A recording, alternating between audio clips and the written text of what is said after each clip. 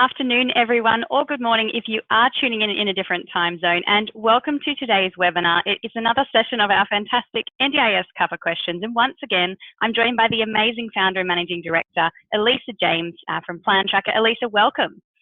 Mel, I think that's very kind. And Elisa, just while a few people are joining us here, did you want to just introduce yourself once again for those who maybe haven't met you before or seen you in any of our replay sessions?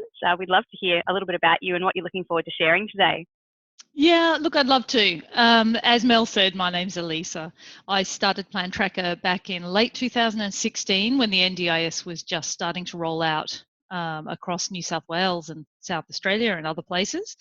And really, my motivation was to help other families who perhaps were in a similar situation to ours, where disability funding had been really frustrating and hadn't delivered on any of the promises we were hoping.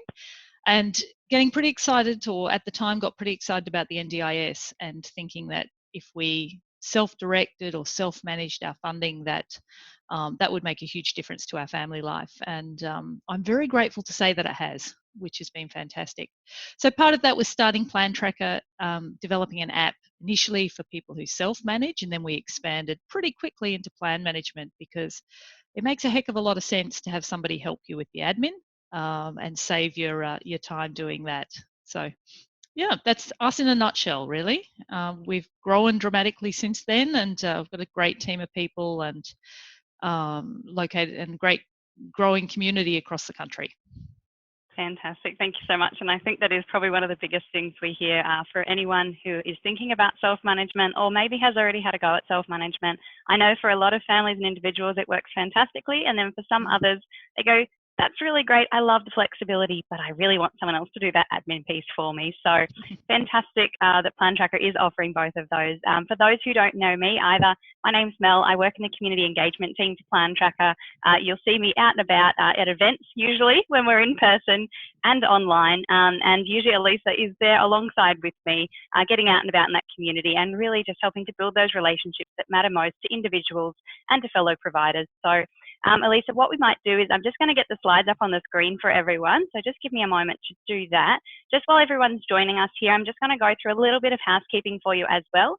If you haven't used the Zoom webinar platform before, a little bit of difference, you won't be able to speak, so you won't unmute yourself. That is a setting in our room, but you do have the option to chat with us in the chat function or in the Q&A. So if you've got questions, that's what this session is all about. We're going to be going through some of the questions that we've been asked previously, that we've prepared some material for you.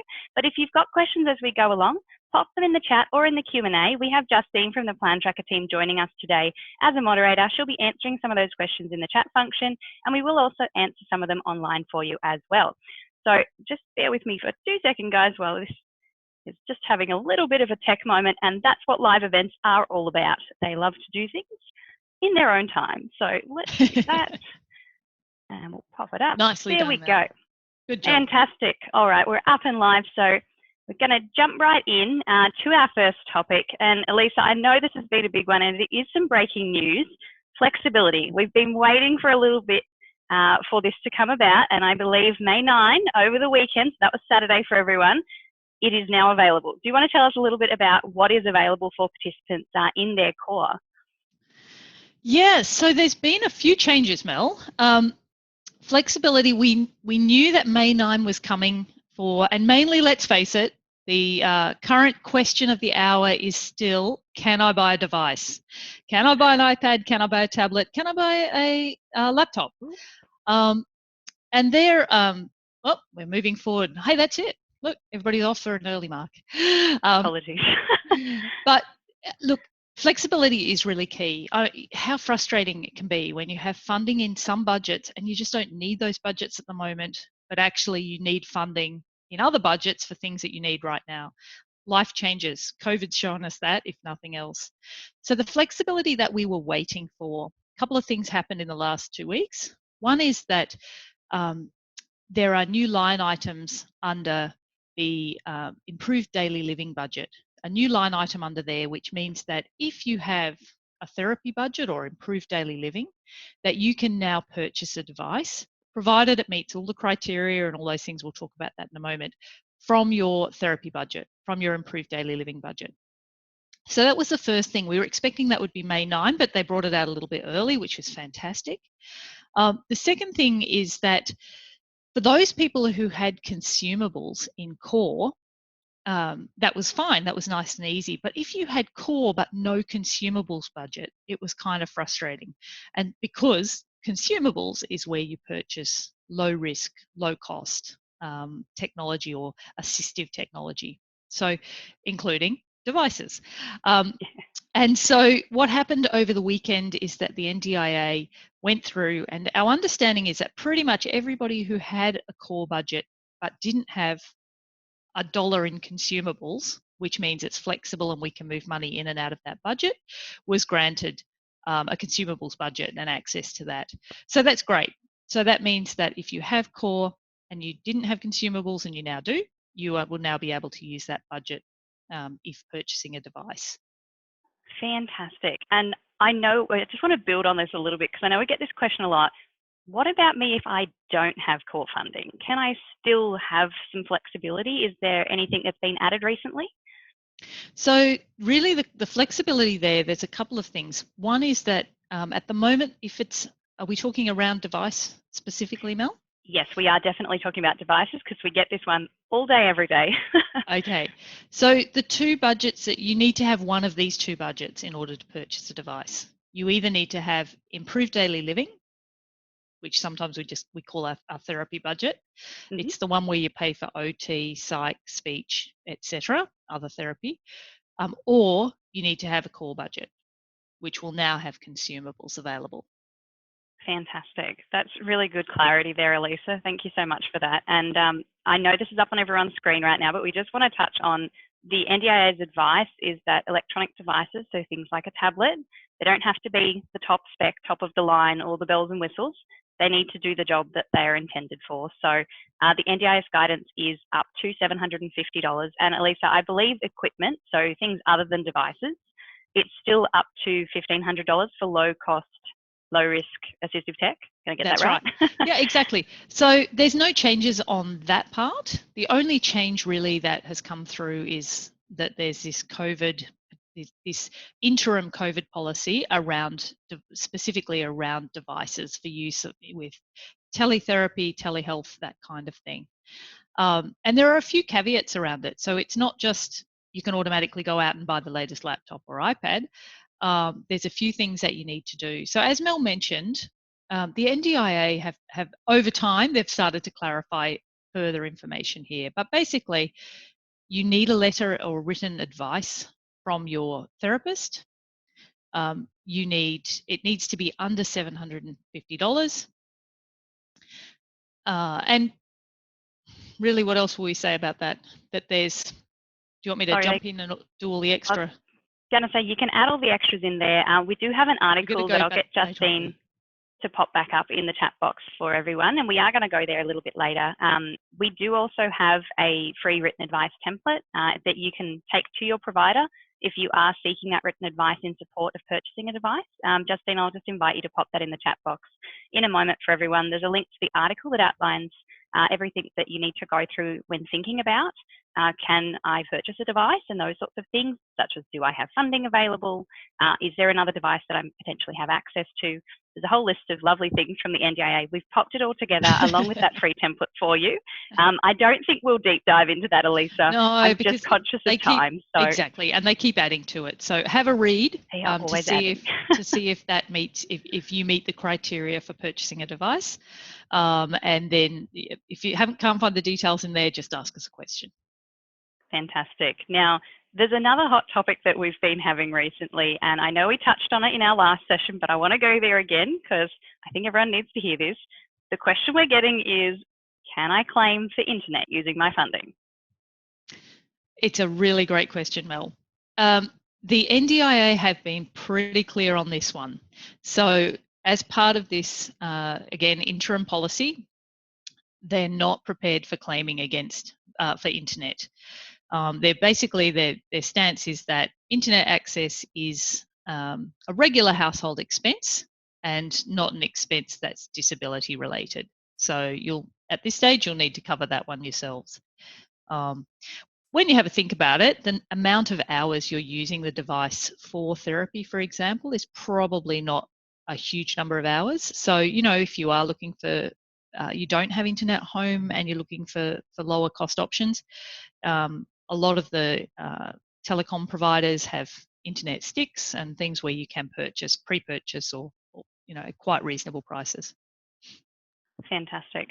Alrighty. The other one we've had stemming from this, because there are a lot more devices being purchased if you are eligible to do that with your funding, we're also having the question around repairs and can I claim for, say, a tablet or a laptop to be repaired if it gets broken in any way? So it's a really good question, Mel. The first thing we would say is if you're looking at purchasing new equipment, in order to protect it, make sure that part of your written advice from your therapist covers buying a cover. The NDI, again, are pretty clear on this. So if you'd like a standard cover, make sure it includes that in the letter in order to be able to claim that. Or if you've got a situation where you're either for yourself or your loved one with disability, where it's going to get beaten around a little bit more, then make sure you get your therapist to write in there about buying a much stronger cover, OtterBox, that kind of type, more robust approach to life. However, the agency acknowledges that things happen and that over time equipment can wear out through general wear and tear. So what they're saying around the new COVID device policy is that the same rules apply for replacement of devices or repairs as it does for general AT, which is that if it's worn out or it's damaged through just regular general use, then you'll be able to reclaim either for that repair or for that replacement. If it's through misuse, then they're saying that that's not claimable. Look, the question we always ask is, obviously you have those situations where there's some kids and adults, who just are more likely to damage a device through for whatever disability-related issues, maybe behavioural issues or whatever it might be. And if it's again, when you think about your funding, it's how does this relate to disability? Is this a disability support? Obviously, someone's who is struggling to either hold the device properly or is having behaviour support needs, then in that case, it's much more likely that having it repaired is going to be something easily claimable. Fantastic. All right, and we're going to jump into that topic a little bit further in just a moment. We just got a question coming through from Rodney, and I just wanted to pose this one whilst we're on this topic. So Rodney, thank you so much for asking this. So Rodney has asked, can I add my own money? So can I top up the amount above and beyond the $750 if I want to buy, say, a better model device or something with a few more bells and whistles? And Rodney, that's a great question. So look, this is the NDIS advice under the policy at the moment basically says they won't fund a device that includes 3G or 4G, that they will only fund Wi-Fi level devices and the lowest device possible. So the approach we've taken on that is to say we understand that it's a $750 cap. That is what you're able to claim, and a single device per person. What you need, though, is you need a letter that supports your claim. So if, for example, you want to buy something of a higher quality, then we say, look, the NDIS has already set a precedent here regarding, say, home modifications. If you're looking at a home modification quote, they're going to fund the lowest price possible for the modification that you need. But it might not look great, okay? You might want to spend a bit more money and get the one that matches the rest of your decor or gets a better level of painting or a better quality, and in which case they're very happy for you to pay that difference. So we've taken the same kind of interpretation in this space at the moment and said, if you want to add funding to it and purchase a higher spec device, that's fine. The only thing we would say is that the advice letter from your therapist does need to clearly identify the type of technology you need. So please make sure that that letter acknowledges that the higher level spec item that you're going to purchase covers your therapy needs. In other words, if you've got a letter that says I can buy, we want you to go and buy this particular iPad with these specs and you present a receipt for something else, that could be a problem later. So just make sure your therapist is on board, that what you're purchasing will fit and that they've acknowledged it somewhere in the letter and we don't see an issue. Fantastic. All right. Now, we might jump into our next topic here. And sorry for everyone who got a fast forward to the slides before. Purchasing supports. So when we think about purchasing supports, something that we get asked a lot, Elisa, is it disability related or disability specific? And what on earth is the difference? Because I know that those two terms can be a little bit confusing. So I thought I'd ask you, while we're live on this session, what is that difference between being related to disability and being specifically for a disability? Look, it's a great question, Mel. So we come back to the kind of the core thinking around, would you need this item if the disability didn't exist? So in other words, and this is why it frustrates people who are kind of new to the NDIS space, where they say, where's the shopping list of what I can and can't buy? Surely by now there'd be a list, right? But actually, it's really great that there isn't a list. In fact, it's the day we get a list is a bad day, right? Because what's a disability support for one person may not be a disability support for another person. So, look, a great example I know one of our team members, Sarah, uses regularly is noise cancelling headphones. Now, great quality noise cancelling headphones can be a lifesaver if you are somebody with sensory processing disorder and emotional regulation issues going on. And they are fantastic. It's an everyday item. You can purchase it off the shelf. It doesn't say disability stamped all over it. It's noise cancelling headphones. So sure, it might be a great thing for listening to music too and give you beautiful sound, but it also enables you to maybe succeed in some social spaces or even in your busy home where there's a lot of noise and other things going on. So that's a great example of something that's disability related, as in regular everyday item, but for that person is a disability support, compared to, say, somebody who doesn't have sensory needs around sound, and therefore for them it wouldn't be a disability support. Fantastic. And I really love that there's kind of two aspects there, because it's helping with that sensory processing in the example you've just given us, Elisa. And it's also potentially working towards a plan goal, which might be more independence of getting out into the community and having that buffer through using something such as noise cancelling headphones that can really kind of fast forward towards achieving those goals. So fantastic example there. I think that's nice and clear for everyone. And I know we get this other question a lot. We've had it from a few support coordinators recently, but in terms of purchasing supports and flexibility, can funding be moved between budgets during this time? So for example, if I don't have as many therapy-related supports going on because I simply can't get in with my therapist right now, can I move some funding into my core? Is that possible? Yeah, so this is one of the great things that the agency responded to pretty quickly at the start of the COVID pandemic. And the simple answer is yes, you can. And it, depending on how your budgets are managed, depends on how many admin steps are involved. But really the core answer across the top is yes, you can. So if you're, I have a loved one in a situation where he's, finding a therapist right now, tricky. So, they're just not as available or those sorts of things. So moving some money into core makes a lot of sense.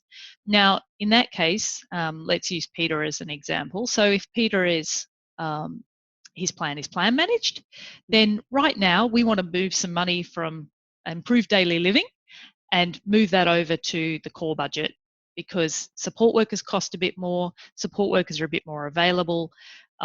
Right now, that's meeting a disability need that Peter might have. So there's a few steps. The first thing that's helpful to understand is that, especially when your funds are plan managed, first of all, if your funds are self-managed, call the agency and they'll just make that swap. That's pretty straightforward. If your funds are plan managed, what happens is when a plan manager goes into the portal, the NDIS portal, so that they can make that funding available for when bills come in to claim against, you have to set up what's called a service booking. And that service booking locks away that funding. So it's a pretty simple process. Just let your plan manager know how much money you want to move. So let's say you wanted to move $3,000 from your improved daily living or therapy over to core. Ask your plan manager to release that funding. They'll go into the service booking, release $3,000 out of that booking. Jump on the phone, you call the agency, let them know that you want to move it. They'll move it from the therapy budget over to core, whichever one you want, and then just let your plan manager know, and they'll simply just reallocate it within the core budget. So it's not particularly hard, just a couple of steps really. Fantastic. And I love how easily you just kind of outlined that. Obviously, there's a little bit of admin difference between the options, but it is something that is doable. So for all the support coordinators and participants who've been asking us that recently, Elisa, thank you so much for answering that. Really appreciate it. What I wanted to jump into next is we've been getting this question a lot recently. Oh, there we go. For going over basics. So I know that we touch on these topics, majority of these sessions that we've been doing, and Elisa, if you don't mind, I'd love to recap some of the changes with you because we continue to get questions over the phone, via email and online. And for those asking in the community, thank you so much for reaching out to us. So we've been having a lot of questions, once again, around choosing a support or service and what's kind of changed during COVID. So do I still need to be considering the questions, so those 7 kind of guiding principles that are in the participant guidebook 3, or are they kind of out the window during this time?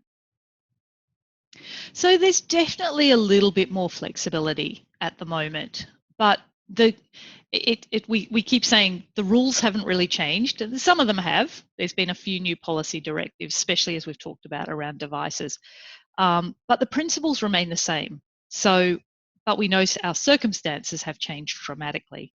So the best thing to do if you're looking at a support or service and you think, does this fit? Is this something I should be claiming from my funding? Then use those questions. Participant Guidebook 3 has an excellent explanation of what can I spend my funding on. It helps you go through and think about 7 different questions you should ask yourself. You know, is this good value? Does it help meet my plan goals? Do I have funding? Is it safe? Will it help me relate to my community, etc., etc. So they're good questions to ask. What we would always say to somebody too, if we get a request for a claim and it's something that's kind of left field, right? So we wouldn't ever say, well, no, that doesn't fit, because we don't understand your circumstances. So what we have put in place is a tool on our website called the My Choice tool. And what it allows you to do is just go through and record your thinking today, or at this point, on what you're thinking and how you've answered those questions. It doesn't give you a right, wrong, yes, no at the end. It just simply captures your answers to those questions. Because later, should you be audited or someone asks some questions, a plan review, you can say, well, look, I went back through your NDIS questions and it said yes to everything. So actually, to me, this makes a good informed choice on my purchase. The other things, though, that have changed slightly are that there's a 10% COVID-19 loading on some of your, usually around therapy and some of the capacity building supports, and also around your core supports, specifically support workers. So you might find at the moment that you're having to be a little bit, innovative in your thinking of how you use some of those supports. The first thing that we would say on our quick recap is that just because the price guide has increased for COVID pricing doesn't mean it automatically applies. It will depend on a couple of things. If you have a service agreement with your provider and you've agreed that any price increase will be applied, then you've kind of pre-agreed. If you don't have a service agreement, or even if you do, have a conversation with your provider. They should be reaching out to you, and we know that most providers are doing a great job in that space, reaching out and just having a conversation. The reason that the COVID-19 loading is there is because you need your providers, and we want our providers. We want businesses to succeed and thrive through this tricky time. So, because on the other side of COVID, we want a great choice of companies to choose from for supports. So it's kind of in everybody's community interest for them to be able to continue to do business well. So we just encourage you, if your provider is asking for a higher price at this time, within that COVID-19 pricing, of course, then do what you can to say yes to that. The NDIA has been really actually quite responsive. If you find that you're going to run short of funding because of these increased costs and because of increased demands through COVID, then request an early review. You know, we've certainly seen people experiencing that much more easily than you do at other times of the year. So they seem to have been quite responsive in that space. Fantastic. And Elisa, I know we get another question stemming from this COVID-19 10% loading as well. And that is, am I going to see that reflected in a 10% increase in my plan budgets at all? And that's a good question. At the moment, no. So the agency didn't apply an increase to each person's plan or budgets when they brought this increase in price guide in. And look, I think the reason for that is because what we've seen over the last couple of years has been that generally on 1 July, there'll be a CPI increase. How that's done at the back end is a little bit tricky, and there's actually quite a lot of administration work for people whose funds are agency managed or plan managed.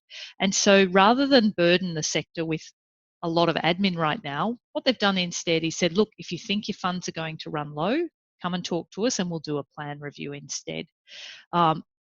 It'll be interesting, Mel, to see what happens on 1 July, whether that CPI increase actually gets a bit of an extra bump to cover some of these COVID prices or not. It's a wait and see. I'm kind of suspicious it might, but we'll have to wait and see. I've also had some suspicions myself, but as I say, we wait and see alongside each and every one of you. We're all in this together, quite literally. So we will, of course, keep you updated if we hear anything about that and when the changes come through. On July 1st, we'll be right in there with you to let you know what has changed and what hasn't. So the other thing that I wanted to touch on, Elisa, is cancellation. So we've had a question through a couple of times this week around, do I have to agree to the new cancellation policy?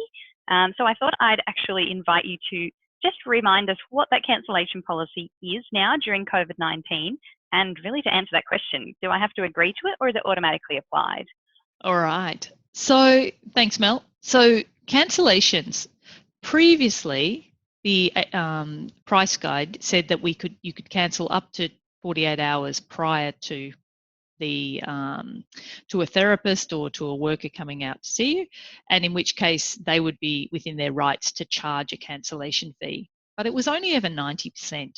So what has changed is that now with cancellation, of course, what we want, again, the motivation here, and I guess the thinking behind it, is to make sure that businesses thrive. And so what's changed? It's now 100% fee for cancellation and up to 10 business days prior to your appointment. So if it's the provider unable to come and provide you with a service, then there is no cancellation fee. If it's you as a participant cancelling due to sickness or just COVID or just life circumstance, then the agency is saying the providers have the opportunity to charge that cancellation fee. Of course, we would come back, as always, with it's about communication. So if you've got a service agreement with your provider that says you've pre-agreed to any changes, rule changes like this, then obviously that's what you've agreed to. If you don't have a service agreement or you haven't pre-agreed to any changes, then we'd be expecting providers would come and have a conversation with you and talk about why they may need to make that cancellation fee happen. What we have seen is quite a number of, not quite a number, but we're aware that some participants, instead of cancelling, are simply rescheduling to avoid the fee. Look, we would encourage you again, that we're all in this together as a community and we need to make sure our businesses thrive through this time. Businesses need to pay their staff, they need to pay their costs, otherwise they won't survive. And the other side of COVID is coming. You know, we're on the way through, we're on the way out the other side. So helping businesses to thrive and to, even just to stay in business right now is really the key. So rather than kind of haggling over cancellations, our encouragement would be support your businesses, support your providers at this point, and go back to the agency for an early plan review if you're concerned that there's funding not available.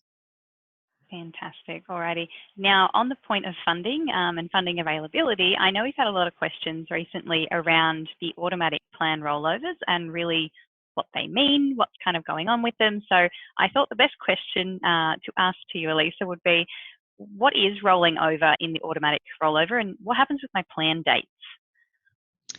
Yeah, so obviously at the moment it's tricky to have a proper planning meeting with your LAC or your early years person. And some people are not that keen to do that over the phone, and we can completely understand why that might be the case. So what we're seeing more and more is people simply saying, you know what, we're coming to the end of the plan, we'll just roll it forward for a year. Now, again, if you find in a few months having done that you're not happy with it, you can always go back for a plan review. And that seems to be happening, as I said, a lot more easily. What's generally rolling over in that space? It's generally the core and the capacity building budgets. If your plan had a component for assistive technology, repairs, maintenance, those things, they're likely to roll over as well. It's basically a repeat of the plan you've had. In other words, your circumstances haven't changed, the plan's meeting your needs, and you're happy just to push the end date out, and they will add the additional funding in. So most of those we're seeing come through at the moment are a year, but we have a couple of that are extended out 2 years. And again, that will just depend on your personal circumstance. That's great. And so just for clarity there, if my plan is automatically rolling over, my plan start date remains the same and I either get the extra 12 or 24 months? That's right.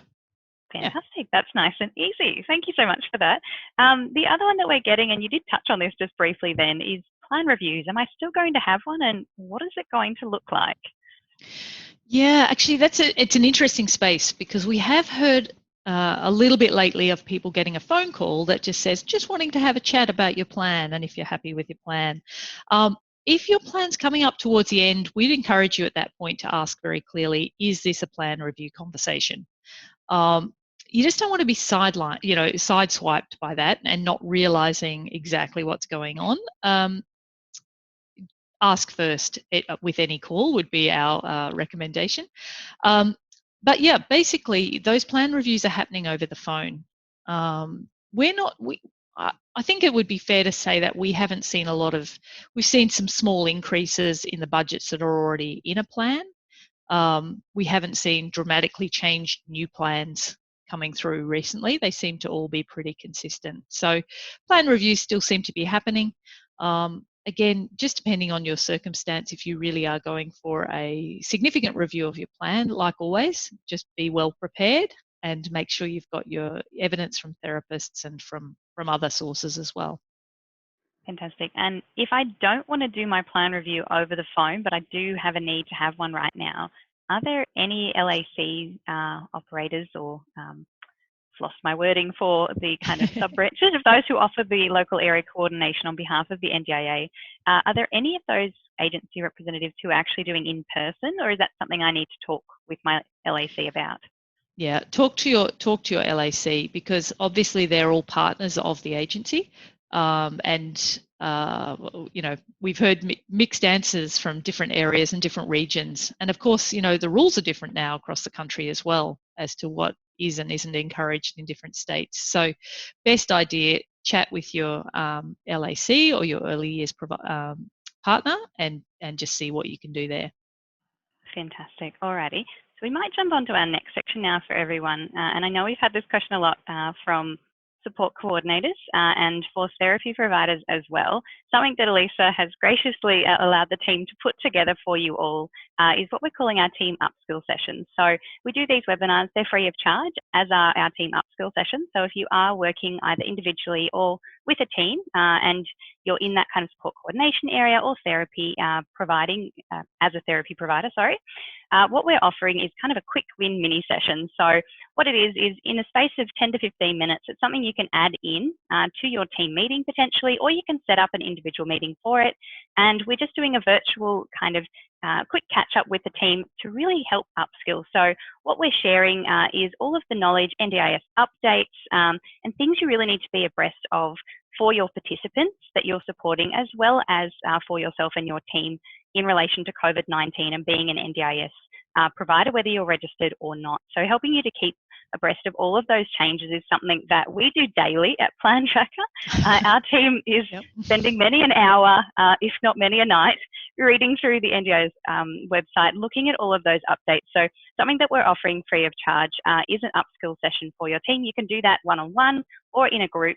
We don't mind how big or small they are for you. It's just something we wanted to extend as a courtesy, and it's free of charge for anyone who wants to take advantage of that. Justine, I'd invite you just to pop a link in the chat box for everyone, and we will include it with the replay for you as well. So if you want to go and have a chat to your team, that is something we're more than happy to do. These sessions, obviously, on our webinars are a lot of top-level information. We don't deep dive too much, but having a one-on-one session with your team individually for your specific needs might be a great opportunity for you, just to help bring everyone up to speed when we know everyone is very time poor at the moment, ourselves included, but we are advocating for sharing knowledge and helping to build up those who support our participants and really all of our families and the wider community throughout Australia. So if that's something you're interested in, please reach out. Justine can grab your details, or you can reach out to us after the webinar. Now, Elisa, it's a great place, Mel, to just ask those curly questions. You know, it definitely is. Sometimes just bounce an idea around, like, do you think this would fit, or how would that go? Because we do get to hear about lots of innovative use of support, you know, in our everyday world. So yeah, it's a good place to do that. Fantastic. And yeah, definitely those curly questions, we get them a lot, and sometimes we do get them in this session. And for anyone who has asked one of those before, we tend to what we call park the question, and we'll come back to you one-on-one over the phone. We'll have a video chat, or we'll email you that information through. So if you've got a few of those, these are the great sessions to book in for, as I mentioned, completely free of charge. So jump on those. Elisa, what I'd love to chat with you briefly about next is managing your funding flexibility. So when we talk about flexibility, really what a lot of us think about is, can I use registered and non-registered providers? And for the community, the options that really provide those is you don't have to do your whole plan this way, but either choosing to self-manage or plan manage part or all of your funding to gain that flexibility of using both. So I thought I'd invite you, Elisa, just to talk a little bit about what the priority reviews are that the NDIS is offering during this time. So I know they've got a hotline, and Justine, I think you've popped that up in the chat box. So for anyone wishing to chat with the COVID-19 hotline for NDIS, it's 1800 800 110, and the option extension is number 5 to get to the COVID hotline. But Elisa, I'd really love to hear from you. What are these priority reviews, and when can I request one, and when can't I request one? So look, priority review, I mean, everything feels urgent when it's related to you. That's for sure. But there are situations where you suddenly find yourself in extreme need and you need to sort out your funding quickly. Jump on the phone, call the agency, call your LAC. They really are responding quite quickly at the moment for help. So, and they seem to have worked out a way to make things a little smoother than we often experience in regular world. So yeah, priority review is something we're definitely seeing people able to get answers and solutions much faster at the moment than is usual. Fantastic, I love that. All right, so we're going to jump across to this. This is our How Can We Help section. So if you're looking for contact details for Plan Tracker, I'll just leave this on the screen for a moment. But Elisa, we've got a couple of questions, and I thought I might start with the one that we've had a few additions to on today's session, which is around meal prep and delivery. So can anyone, so the first question I had really was, can anyone who has daily activities budget get access to meal prep and delivery services such as Light and Easy and those sorts of things? Generally, yes. It's one of those slightly tricky ones in that in the price guide, it does say it's a quotable item. Most of the time, though, we find that simply putting in a claim seems to work reasonably well and reasonably smoothly. If for some reason your plan manager has a try of that and it doesn't work, there may be a few phone calls required forward and back to the agency. So we always tend to try first is kind of our approach, keeping life as simple as possible. Just with that, it's really it's helpful to know NDIS won't fund the actual food component of any of those claims because food is an everyday item. It's a regular household expense. But again, thinking about what is the bridging the gap piece, what's the bit that moves you from, that supports disability to an ordinary life, it's that space around the meal preparation and the delivery. So some things we've seen lately, people using their funding to claim their Woolies home delivery or using other delivery services to help with where you just can't get out in community, it's not safe to do so. We've also, just on that, when you're looking at let's say you are using a meal service, like Canella or like Neasy or any of those, then on those, basically, it generally works out that there's a component that you would pay for food, and there's a component for the actual service and the delivery piece, and that's the piece that you would claim from your funding. Fantastic. All right. And we've got a question kind of surrounding this from Letitia. Letitia, thank you so much for asking this and for waiting. I did park this one just for a few minutes. So do you still need to have something written by the NDIA in your plan to be able to access? So I suppose that comes back to what you've briefly touched on there, Elisa, is do you need it written into your plan, or can we ask the agency if it's not written in? Look, again, it's a little bit of there isn't, because it is marked as quote required in the price guide. What you'll often find is that it is identified at planning stage, and that then it's unlocked. However, we have a number of people who will claim without that being the case, and that mechanically that works.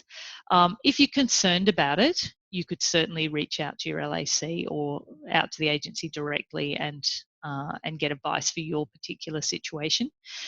Again, it comes down to disability. So in other words, meal prep and delivery won't be an issue for every person with an NDIS plan. It's got to be, again, you have to meet that criteria of is this support that you require because of disability. So look, my suggestion would be speak to your plan manager, speak to your LAC, and just see where it's sitting. It's a little bit of a tricky one to make a generalised statement on that one. That's all good. And Letitia, I'd invite a conversation off air for you as well if you've got any more questions. I know Justine has followed up a little bit there in the chat.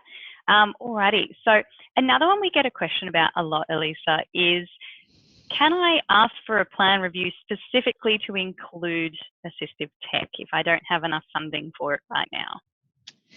If you're talking about assistive tech that isn't a device, then possibly you could. If it is purely, I would like a funding review or a plan review because I want funding for a device, the agency unfortunately has been very clear and said, no, you can't. So if you are wanting to have a plan review, you'll need to have some other reasons for your plan review. Okay, fantastic. Alrighty, and I think we've got time for one more question, which I've got here, and I know we're getting this one a lot as well. It is going to be around the hot topic of devices, but it's going to bridge onto something a little more specific, and that's software. When are we going to have a week where we don't have to talk about devices?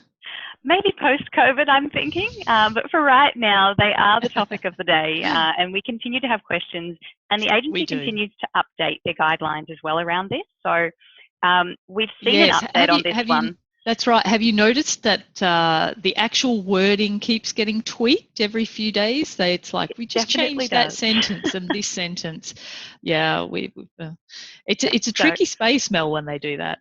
It definitely is. Yeah. You have to have your wits about you, which is why I say the Plan Tracker team is all over reading these morning, noon and night. We're always checking just to see if there's been any of those wording tweaks. There's not always a date change. So no, very rarely a date change. So it will look as if it was the same as last time. If you're reading something and you think, is that what I read last time? Chances are it probably isn't.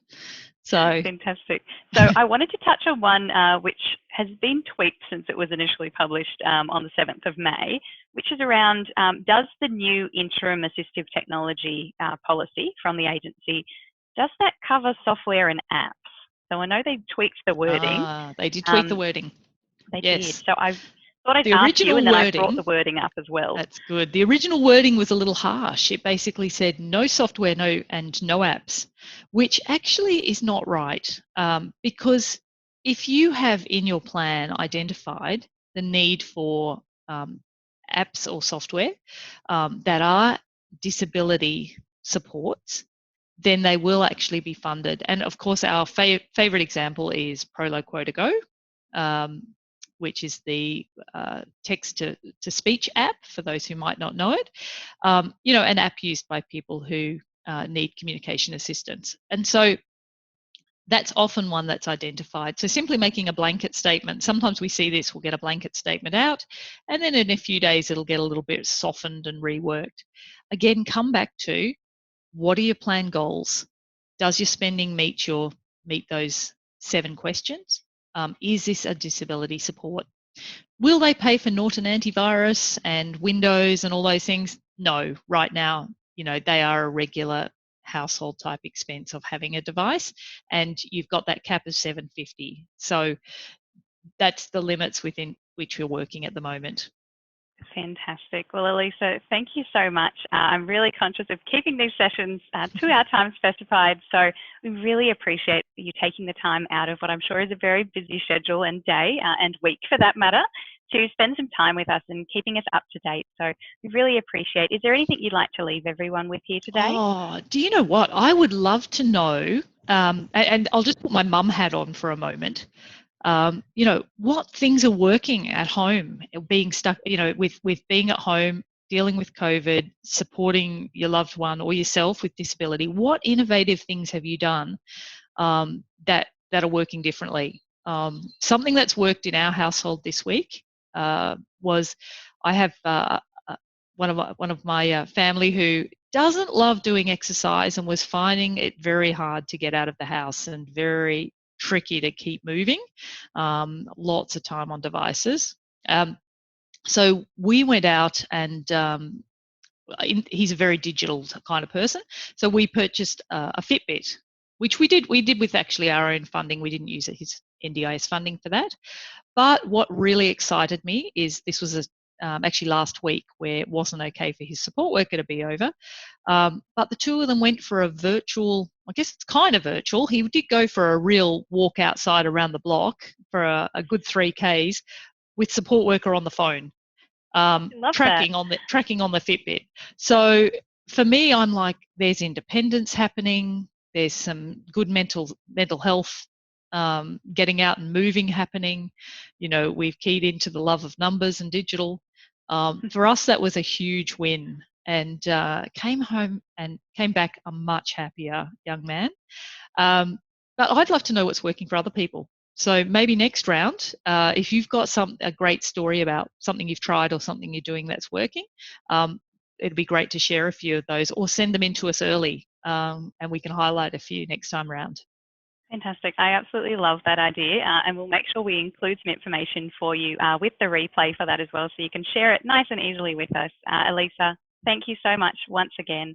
And for anyone who is live with us here today or watching the replay session, if you'd like to contact Elisa, myself, and the team at Plan Tracker, you can reach us on 1800-549-670 or email hello@plantracker.com.au. We really appreciate your time and attention today. We hope we've shared some valuable information with you. And until next time, we hope you all have a lovely day. All right. Thanks, everyone. Thanks, everybody.